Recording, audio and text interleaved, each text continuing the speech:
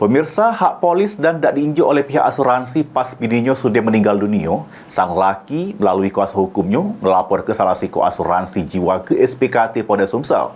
Meski sudah mengaju ke somasi, namun asuransi tersebut malah lepas tangan. Melalui kuasa hukumnya, MH, 44 tahun, melapor ke salah satu asuransi jiwa ke SPKT Polda Sumsel karena diduga ada tindak pidana yang dilakukan oleh terlapor. Disebut ke kuasa hukumnya Arya Aditya, bermula bini kliennya mengalami sakit sehingga harus dirawat di rumah sakit. MH pun ngaju ke klaim asuransi untuk biaya perawatan medis selama di rumah sakit. Namun sampai bininya meninggal dunia, pelapor tidak dapat kepastian terkait klaim asuransi yang harusnya diterima sebesar 280 juta rupiah tersebut.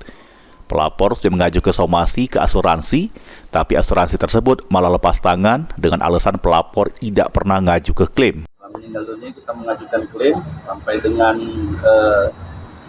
somasi kami dikirim, dilayangkan, baru kita mendapatkan informasi bahwa pengajuan klaim itu ditolak dengan alasan yang menurut kita mengada-ada.